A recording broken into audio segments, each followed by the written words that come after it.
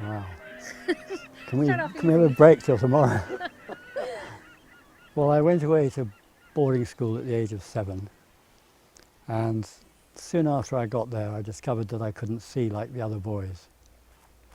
And over a period of time my parents took me to an endless stream of eminent consultants who repeatedly prescribed me glasses and telling me that with them I would have the sight of an airline pilot. I wish that I knew what the others could see. Then I'd know about me. My thoughts sailed lazily by, like a string of clouds in the Somerset sky. I lay there with nothing more urgent than dreaming. After I left school I started by sleeping rough in London. I hitchhiked around Europe, and then I went to Greece for a while, to an unspoilt Greece. The unblemished sky was a colour that doesn't exist, and the water was a shade or two deeper. I heard the girls come singing through the olives again. Their song was as old as the path that had led them down. And there I learnt about Diogenes' philosophy of simplicity. When we came back from Greece I moved to London. In morning sunshine I walked through London to my work. Long-haired and barefoot in sun-bleached bright colours, I sat on the grass and blew bubbles for ducks and furled umbrella men in bowler hats. My eyesight was changing to the point at which I couldn't read anymore. I had an exhibition of my paintings, and at the opening night of that I knew that I wouldn't be able to paint anymore for the same reason. We turned up the music and ran to the balcony to catch the display of the storm.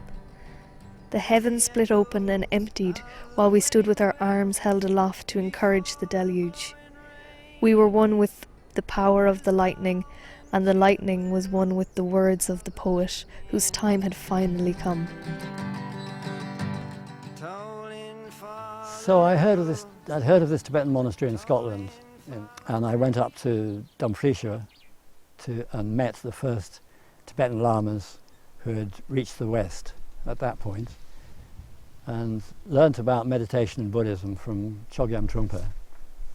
My dream of establishing a community of artists and painters transformed into a dream of a spiritual community as I became aware of the amazing integrity of the teachings of the Buddha. Yeah, so we looked all around Ireland, and then we found a place on the Beara Peninsula.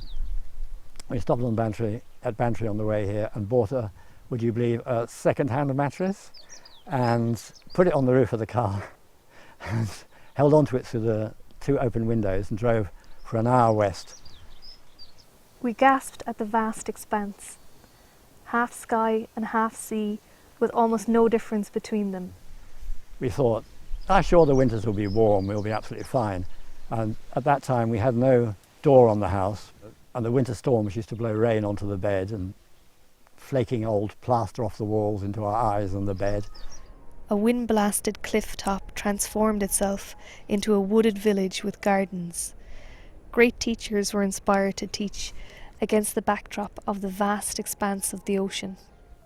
My wish is that people will find the book humorous, life-enhancing and inspiring. My certainty is that people will find it quite a story.